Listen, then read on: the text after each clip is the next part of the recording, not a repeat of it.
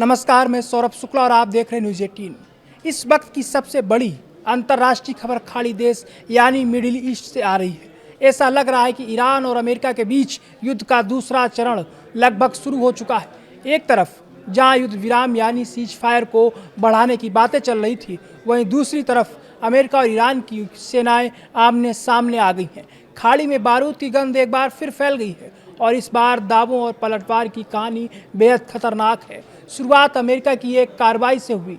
America ने दावा किया है कि उसने अपनी आत्मरक्षा में दक्षिणी ईरान की कुछ नावों पर हमला किया है, लेकिन इस हमले के बाद ईरान की IRGC ने जो दावा किया है उसने वाशिंगटन से लेकर पूरी दुनिया को चौंका दिया है। ईरान की सरकारी न्यूज एजेंसी तस्नीम के मुताबिक IRGC ने अमेरिका के बेहद आधुनिक MQ-9 ड्रोन को मार गिराया है।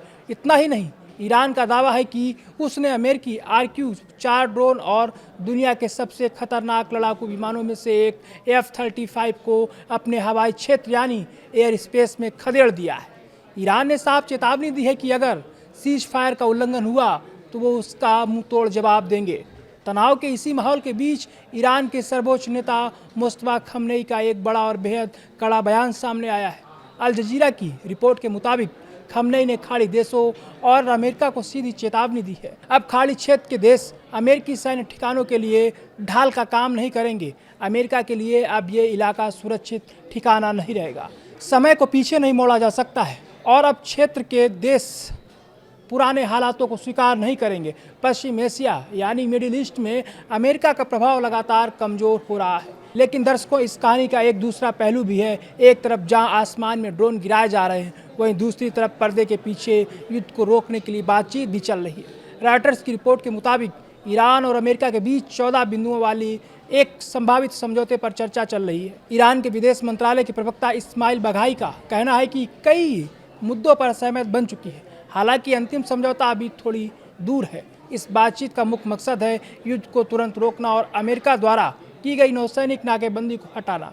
इसके बदले में ईरान स्ट्रेट ऑफ हॉर्मुज से जहाज़ों को सुरक्षित रास्ता देने पर राजी हो सकता है। माना जा रहा है कि इस समझौते में 60 दिनों का युद्ध विराम और तनाव कम करने की शर्तें शामिल हैं। अब सवाल ये उठता है कि अगर बातचीत चल रही है तो पेच कहाँ फंसा है। दरअसल दोनों देशों के बीच कुछ ऐसे मुद्दे हैं जिन पर सहमत बनना नामुमकिन सा लग रहा है। परमाणु मुद्दा। अमेरिका चाहता है कि ईरान अपने यूरेनियम के भंडार को खत्म करे, लेकिन ईरान इसके लिए तैयार नहीं।